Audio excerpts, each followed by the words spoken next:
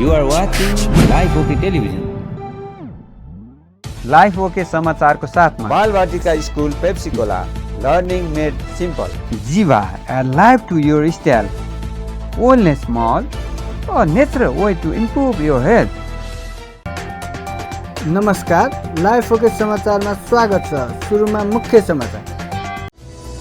खाद्य सामग्रीको खरिदका लागि वैकल्पिक व्यवस्था। सर्वोच्च अदालतले संविधान र संसदीय व्यवस्था बचाउने विश्वास व्यक्त। थप 6,939 जनामा कोरोना पुष्टि। पत्नी सभा विघटन विरुद्ध परेको सबै रिट संवैधानिक इजलासमा पठाउन आदेश।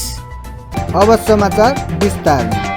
काठमाडौँ उपत्यकामा प्रशासन कार्यालयले खाद्य सामग्री खरिदका लागि वैकल्पिक व्यवस्था गरेको छ। जेठ 14 देखि 20 गतेसम्म थप गरिएको निषेधाज्ञामा किराना पसल र डिपार्टमेन्ट स्टोर बन्द गर्ने निर्णयको विरोध भएपछि प्रशासनले खाद्य सामग्री खरिदका लागि वैकल्पिक व्यवस्था गरेको हो। नेपाल खाद्य व्यवस्था तथा व्यापार कम्पनी लिमिटेड र साल ट्रेडिङ कर्पोरेट लिमिटेडबाट अत्यावश्यक सामग्री मगाउन सक्ने गरी व्यवस्था गरिएको काठमाडौँका प्रमुख जिल्ला अधिकारी काली प्रसाद पराजुलीले जानकारी दिनुभयो। नागरिकले खाद्य सामग्री मगाए मोबाइल भ्यान मार्फत नै घरमा दाल चामल लगायतका खाद्य सामग्री घर घरमा पुर्याउने व्यवस्था भएको पराजुलीले बताउनुभयो। त्यस्तै उहाँले कोरोना नियन्त्रण गर्न थप गरिएको एक साताको निषेधाज्ञालाई कडाई गरिने स्पष्ट पार्नुभयो। यो वैशाख 16 गतेदेखि जारी गरेको निषेधाज्ञालाई चाहिँ हामीले फेरि भोलिदेखि 20 गतेसम्मलाई चाहिँ निरन्तरता दिएका छौँ। अझ यो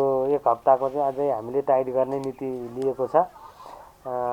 यसमा अब विभिन्न किराना पसल डिपार्टमेन्टल स्टोर खाद्यान्न पसलहरू पनि एक हप्तालाई बन्द गर्ने भन्ने चाहिँ निर्णय भएको छ र अब त्यसको वैकल्पिक व्यवस्थापनको लागि आजै मात्रै हामीले यो खाद्य व्यवस्था कम्पनी साल ट्रेडिङ उपभोक्ता हित संरक्षण मञ्चको पदाधिकारीहरूको बैठक बसेर यो वैकल्पिक व्यवस्थाको लागि अब खाद्य व्यवस्था तथा व्यापार कम्पनी लिमिटेड र साल ट्रेडिङ कर्पोरेसन लिमिटेडको तर्फबाट संयुक्त मोबाइल टिमको मोबाइलको गाडी चाहिँबाट चाहिँ अब ठाउँ ठाउँमा उपभोक्ताको माग अनुसार चाहिँ खाद्य सामग्री उपलब्ध गराउने वैकल्पिक व्यवस्था मिलाएको छ।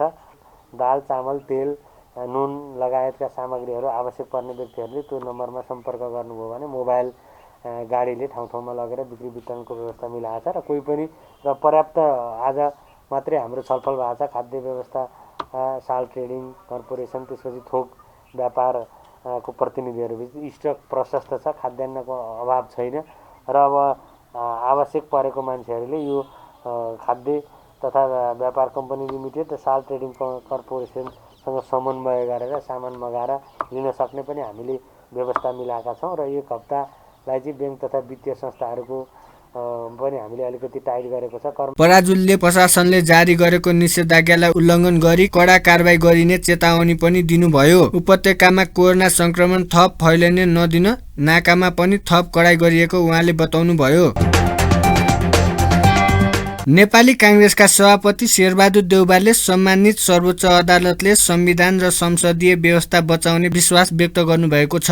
बिहिबार नेपाल प्रेस युनियनको 31औं वर्ष प्रवेशको अवसरमा युनियनले गरेको भर्चुअल कार्यक्रमलाई सम्बोधन गर्दै देउवाले मध्यरातमा संसद विघटन गर्नु असंवैधानिक भएको भन्दै सर्वोच्च अदालतले संविधान र संसदीय व्यवस्था बचाउने विश्वास व्यक्त गर्नुभएको हो। सभापति देउवाले कांग्रेसले निर्दलीय चरित्र देखायो भन्नेहरूलाई जवाब दिँदै संविधान पढ्न आग्रह गर्नुभयो। सभापति देउवाले संसद विघटन विरुद्ध सडक आन्दोलनमा उत्रनु पर्ने मत भए पनि आफूले रोकेको बताउनुभयो। कोभिडमा महामारीमा जनता जीवन ठूलो भएकोले आन्दोलन नगरिएको बताउनुभयो। फरक प्रसङ्गमा देउवाले पार्टीको महाधिवेशन तोकिएको समयमा सम्पन्न गर्न आफू तयार भएको बताउनुभयो। राष्ट्रपति जस्तो व्यक्तिले चाहिँ एउटा सम्मानजनक पद धारण गरेको व्यक्तिले चाहिँ यसरी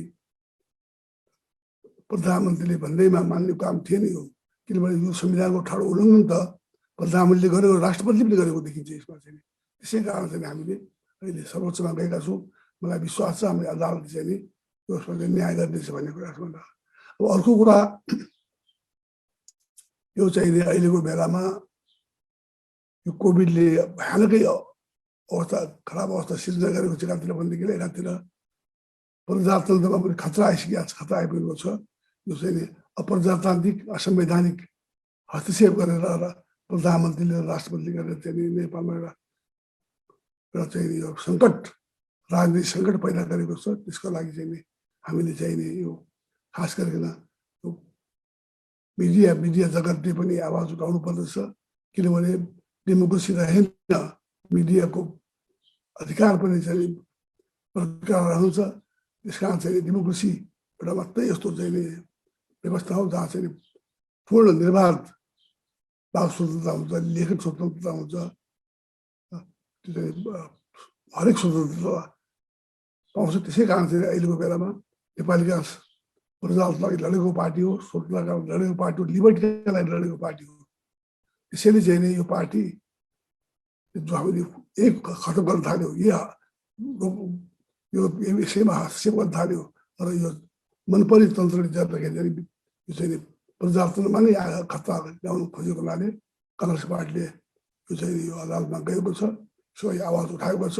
तर हामी चाहिँ कोभिडको कारणले हामी जनतामा हामी सडकमा जान सकेका छैनौँ, जनताको कारणले हामी चाहिँ ठुल्ठुलो गर्न सकेका पनि छैनौँ। तर कारण चाहिँ यो मिडिया जगतले नै जनमत सृजना गर्ने काम गर्नु पर्यो। त्यस्तै काङ्ग्रेसका वरिष्ठ नेता रामचन्द्र पौडेलले काङ्ग्रेसले देश एकसाथ 3वटा लडाईँ लडिरहेको बताउनु भयो। देशलाई विकल्प चाहिएको भन्दै नेता पौडेलले चुनावमा जाने परिस्थिति कतै नदेखिएको धारणा राख्नुभयो। अब अर्को लडाईँ छ, संविधानको रक्षा गर्ने लडाईँ छ। यो संविधानको रक्षा हामीले गर्नुपर्छ र चाहिँ अहिले संसदका प्रतिनिधि सभाका बहुमत सदस्यहरू यो संसदको रक्षा गर्न, यो प्रणालीको सङ्घीय लोकतान्त्रिक गणतन्त्र र समावेशी लोकतन्त्रको रक्षा गर्न र अहिलेको परिस्थितिमा विकल्प प्रस्तुत गर्न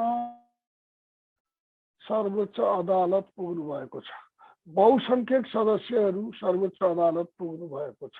तपाईँहरूलाई बताउँ कि नेपालको वर्तमान संविधान रहेको र नेपालका विभिन्न जात जाति वर्ग क्षेत्र भाषा भाषी सम्प्रदाय र यो सबै किसिमको विविधताको एउटा चाहिँ सम्मिलित एउटा चाहिँ प्रयत्न र सहमतिको आधारमा निर्माण भएको यो विस्तृत शान्ति सम्झौताको जगमा उठेको यो संविधान सभाबाट निर्मित यो संविधान हो र यो संविधानले पार्लियामेन्ट्री डेमोक्रेसी अपनाउने कि अध्यक्षात्मक डेमोक्रेसी अपनाउने भन्ने कुरामा अमेरिकी मोडलको व्यवस्थातिर जाने कि अथवा वेस्टमिनिस्टरको व्यवस्थातिर जाने भनेर अलिकति विवाद त्यहाँ भएकै थियो र त्यहाँ यो संविधान भनेको सम्झौताको दस्तावेज हो र त्यहाँनिर कम्प्रोमाइज भयो। नेपाली काङ्ग्रेस आज यो लोकतन्त्रको पक्षधर पहरेदार नेपाली काङ्ग्रेस यदि सक्षम हुन सकेन, सबल हुन सकेन, एकताबद्ध हुन सकेन भने होइन यो लोकतन्त्रलाई चाहिँ रक्षा गर्ने कुरा, यो राष्ट्रको रक्षा गर्ने कुरा कमजोर पर्न जान्छ। काठमाडौँमा प्रवक्ता विष्णु प्रकाश शर्माले जनताले काङ्ग्रेसलाई विपक्षमा बस्न जनादेश दिएको भए पनि कम्युनिस्टहरूले सत्ता चलाउन नसकेपछि मात्र सरकार दाबी गर्नु परेको बताउनु भयो। नेपालमा बिहिबार थप 6,939 जनामा कोरोना पुष्टि भएको छ। देशभर गरिएको 20,414 PCR परीक्षणको क्रममा 6,731 र 578 वटा एन्टिजेन परीक्षणको क्रममा 208 जनामा कोरोना पुष्टि भएको स्वास्थ्य मन्त्रालयले जनाएको छ। यो सँगै नेपालमा कोरोना संक्रमित हुनेको संख्या 5,42,256 पुगेको छ। त्यस्तै कोरोनाका कारण थप 106 जनाको मृत्यु भएको छ भने हालसम्म नेपालमा 6,951 जना कोरोनाका कारण मृत्यु भएको छ। त्यस्तै थप 7,226 संक्रमित निको भएका छन्। हालसम्म नेपालमा 4,18,829 जना कोरोना संक्रमण मुक्त भएका छन्। हाल नेपालमा 1,16,476 सक्रिय संक्रमित आइसोलेसन र 1,009 जना क्वारेन्टाइनमा छन्। हालसम्म नेपालमा 29,98,064 वटा PCR गरिएको मन्त्रालयले जनाएको छ। सर्वोच्च अदालतले प्रतिनिधि सभा विघटन विरुद्ध परेका सबै रिट संवैधानिक इजलासमा पठाउन आदेश दिएको छ। बिहिबार विघटन विरुद्ध परेको 30 वटा रिट मध्ये 19 वटा रिटमाथि प्रधान न्यायाधीश चोलेन्द्र शमशेर जवराको इजलासमा सुनवाई भएको हो। प्रधान न्यायाधीश चोलेन्द्र शमशेर जवराको एकल इजलासले प्रतिनिधि सभा विघटन विरुद्ध परेको 19 रिटलाई पनि संवैधानिक इजलासमा पठाउन आदेश दिएको छ। संवैधानिक इजलासमा यसअघि नै 11 वटा रिट दर्ता भइसकेको छन्। राणाले संवैधानिक इजलासमा पठाउनु भएको सबै रिटमा राष्ट्रपति कार्यालय शीतल निवासलाई विपक्षी बनाइएको छ। अब ती सबै 30 वटा मुद्दाको सुनवाई शुक्रबार संवैधानिक इजलासमा हुने सर्वोच्च अदालतले जनाएको छ।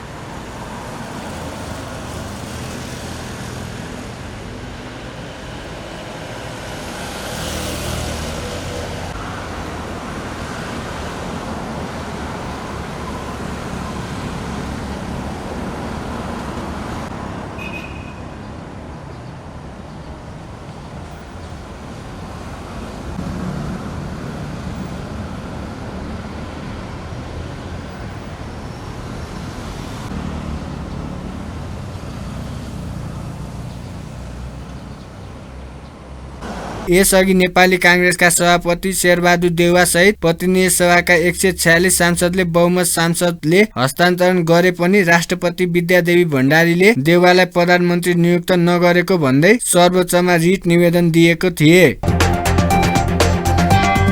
सभामुख अग्निप्रसाद सापकोटाले जनताले प्रदान गरेको निहित अधिकारलाई प्रयोग गर्दै आफू अघि बढ्ने बताउनु भएको छ। बिहिबार संसद भवन नयाँ बानेश्वरमा संविधान, कानून र न्यायिक क्षेत्रका विज्ञ विशेषज्ञहरूसँग परामर्श गर्दै सभामुख सापकोटाले आवश्यक पर्दा देश, जनता, संविधान, लोकतन्त्र र नेपाली जनताको अधिकारका लागि नेपाली जनताले प्रदान गरेको निहित अधिकारलाई प्रयोग गर्ने बताउनु भएको हो। सभामुख सापकोटाले असाधारण र धेरै गर्नका लागि दिनका घण्टाका कुरालाई विचार मनन गरेर ठोस स्थितिको ठोस विश्लेषण गरिरहेको धारणा पनि राख्नुभयो। सभामुख सापकोटाले जनप्रतिनिधिमूलक संस्थाका अवमूल्यन स्वीकार्य नभएको स्पष्ट पार्नुभयो। सरकार गठनका विषयमा कसको पक्षमा बहुमत छ र कसको छैन भन्ने कुराको निक्योल संसदले गर्नुपर्नेमा राष्ट्रपतिले गरेको भन्दै उहाँले असन्तुष्टि व्यक्त गर्नुभयो। कतिपय विषय आम जनतामा छलफल गर्नुपर्ने र विधेयकहरू पनि विचाराधीन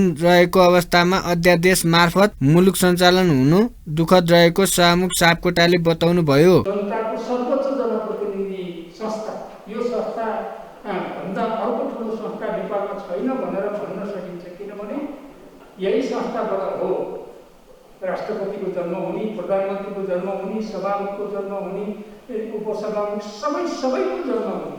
यसलाई अवमूल्यन गर्ने कुरा के मात्र स्वीकार्य हुँदैन। यसलाई चाहिँ सबभन्दा बढी स्थापित गर्दाखेरि सबभन्दा बढी चाहिँ फेरि सबभन्दा माथि बसेकालाई नै फाइदा हुन्छ। अदालतको फैसलाको कार्यान्वयन भएन होइन र एक दोस्रो चाहिँ प्रतिनिधि सभाको चाहिँ अधिकार हुनु पर्यो। किनभने प्रतिनिधि सभाको सबैभन्दा मुख्य काम भनेको सरकार बनाउने र कानुन बनाउने हो। त्यही काम चाहिँ उता राष्ट्रपति कार्यालयमा खिचेपछि त सर्वता बेचित भयो नि त होइन। त्यस्तो लाग्थ्यो भनेदेखि त ल कन्फ्युजनै भयो एकछिनकोलाई कन्फ्युजन गर्नु पर्ने थिएन। 49 को चाहिँ हस्ताक्षरै त्यहाँ पुगिसकेपछि कन्फ्युजनै भएपछि चाहिँ यो त्यो प्रतिनिधि सभालाई चाहिँ त्यो चाहिँ क्लियर गर्नलाई चाहिँ समय दिन सकिन्थ्यो। यी सब कुराहरू छन् र यसलाई चाहिँ फेरि पनि यो दोस्रो हाम्रो छलफल भयो पूर्व सभामुख र यसमा यसले निकै ठुलो चाहिँ मलाई सोच्नका लागि आधार प्रदान गरेको छ। परामर्शका क्रममा वरिष्ठ अधिवक्ता डाक्टर चन्द्रकान्त गेवालीले संविधानको धारा ७६ को उपधारा 5 बमोजिमको सरकार गठनका लागि राष्ट्रपतिले बहुमत खोज्नु नै गलत भएको टिप्पणी गर्नुभयो। अधिवक्ता टीकाराम भट्टराईले संविधानको व्यवस्था र सर्वोच्च अदालतले प्रतिनिधि सभा विघटनको मुद्दामा दिएको आदेशलाई उल्लेख गर्दै बजेट अधिवेशन बोलाउनका लागि सभामुखले राष्ट्रपतिलाई सिफारिस गर्नुपर्ने बताउनुभयो। त्यस्तै संविधानविद भीमार्जुन आचार्यले प्रतिनिधि सभा विघटन गरेर राष्ट्रपति र प्रधानमन्त्रीले संविधान र राष्ट्रमाथि सबैभन्दा ठूलो अपराध गरेको आरोप लगाउनुभयो। वरिष्ठ अधिवक्ता रमण शेषले प्रतिनिधि सभा विघटन सम्बन्धी यसअघिको रिट भन्दा अहिलेको रिट अवस्था बलियो रहेको बताउनुभयो।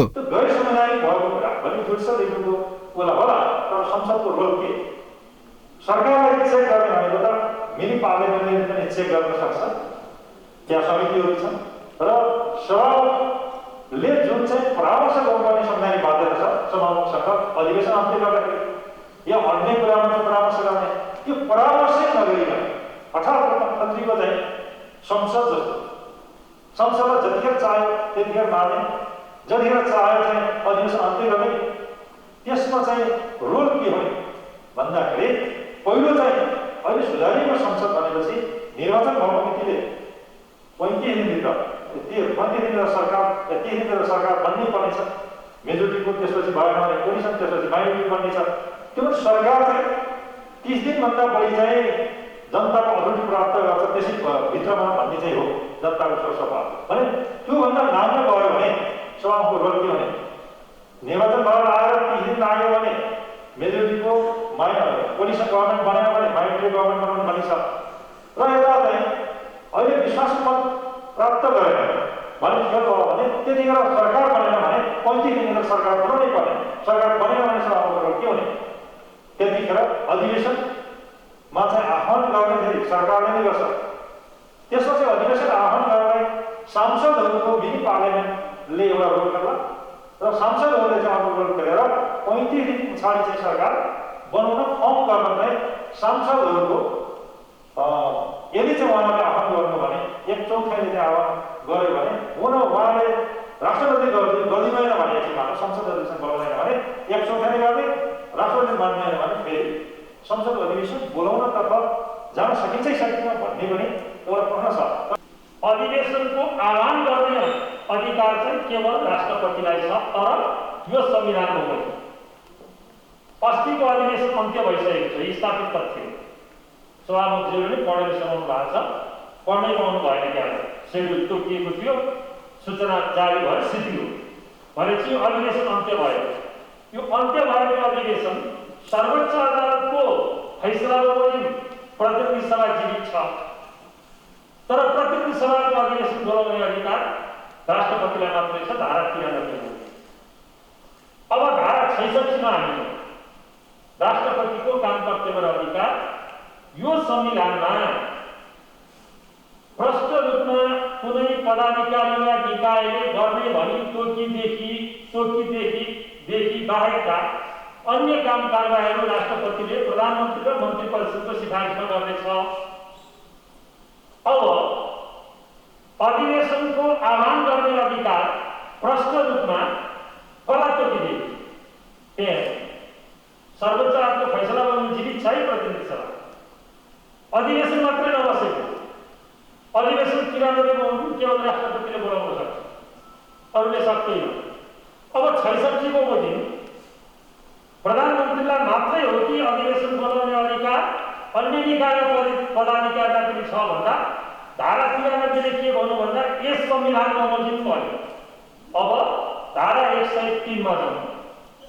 धारा 103 को 2 ले के भन्यो यहाँ प्रष्ट रूपमा भने यस संविधानको अधीनमा रही संघीय संसदको प्रत्येक सदनलाई आफ्नो काम कारबाही निर्णय गर्ने पूर्ण अधिकार हुन्छ। यस संविधानको अधीनमा रही 76 बमोजिमको प्रधानमन्त्री थिए भने 76 को सरकारको आह्वान हुनुपर्थ्यो, 76 को प्रधानमन्त्री हुन्थ्यो भने 76 को सरकारको आह्वान हुनुपर्थ्यो, 76 को सरकारको आह्वान गर्न सक्ने ठाउँ नै र उनको प्लान 76 को सरकारको आह्वान गरिसकेपछि त्यहाँ बहुमतको दाबी गर्न सकेन भन्ने आधारमा चाहिँ प्रधानमन्त्री बोलीलाई फेरि नियुक्ति गर्छु भन्ने राष्ट्रपतिसँगको जुन योजना थियो त्यो बमोजिम 76 को आह्वान गरे 76 को आह्वान गर्नको लागि प्रतिपक्ष र अरू दलले चाहिँ त्यही चिजको आह्वान गरे राष्ट्रपतिसँग त्यो कति बढी कानुन र संविधानका विषयहरूलाई एउटा हल्का रूपमा लिनु सोचबुझ भएन। हेर्नु न कति फरक छ।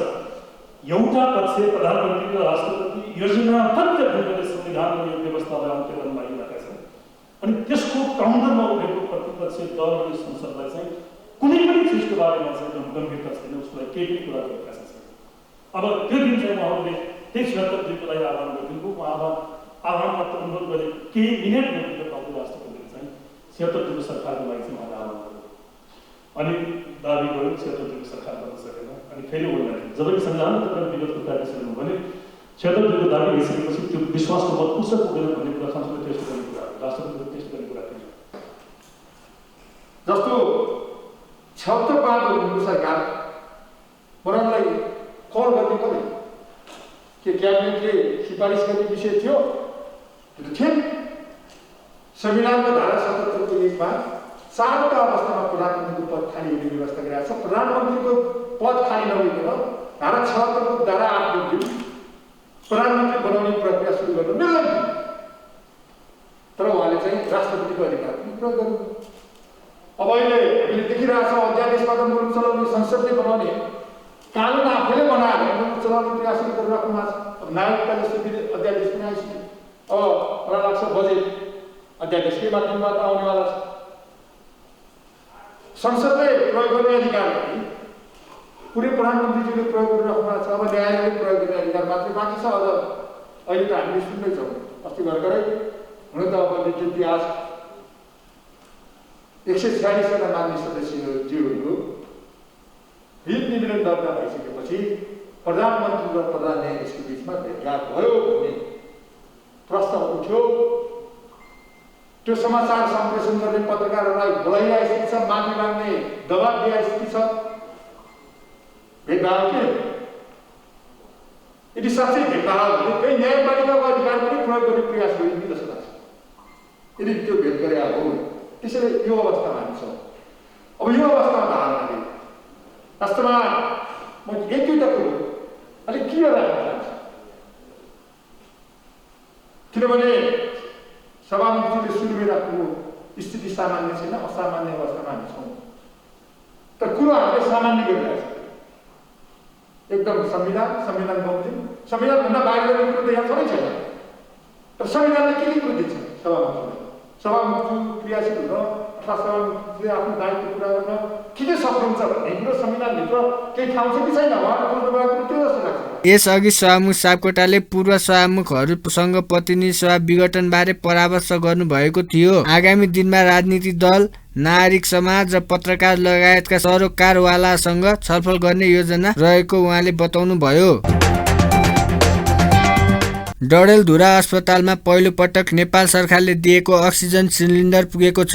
सरकारले दिएको 50 वटा अक्सिजन सहितको सिलिन्डर डडेलधुरा अस्पताल पुगेको हो।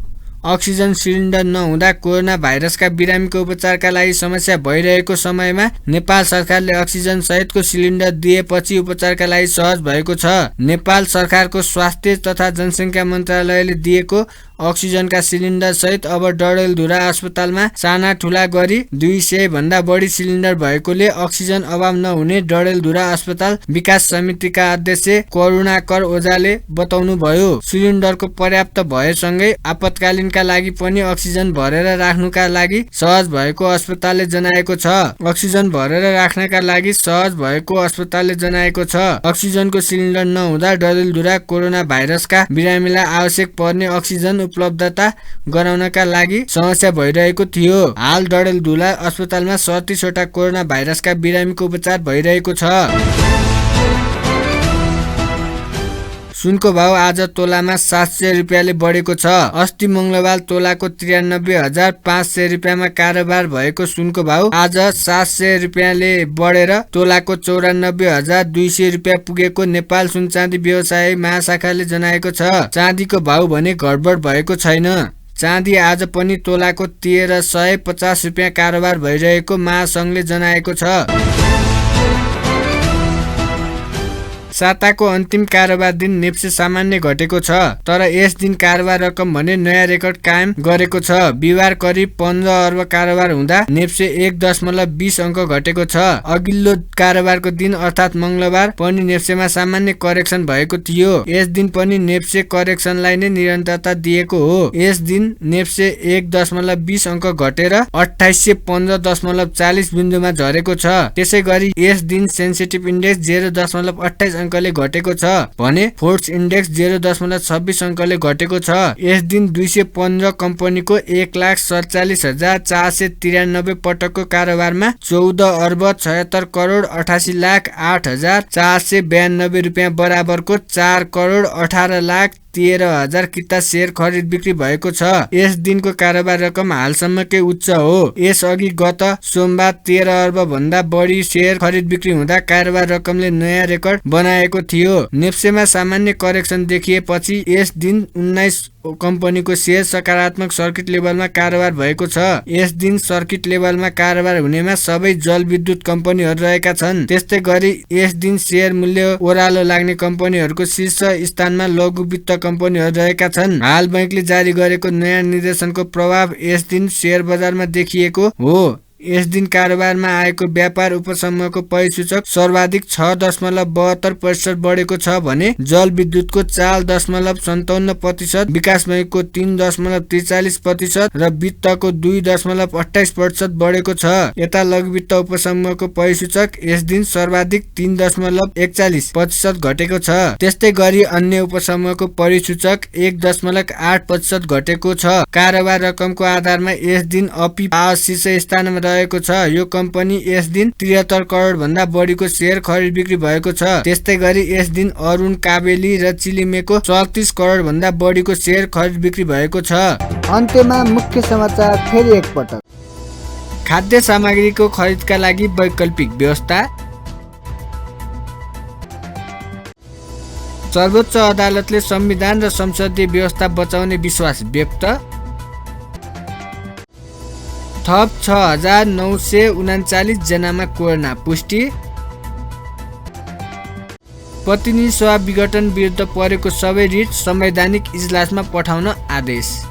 हस्त अहिलेका लागि लाइफ ओके समाचार यति नै। हेर्दै गर्नुहोला लाइफ ओके टेलिभिजन। नमस्कार। लाइफ ओके समाचारको साथमा Balbatika school Pepsicola, learning made simple. Jiva, a life to your style. Wellness Mall, a natural way to improve your health.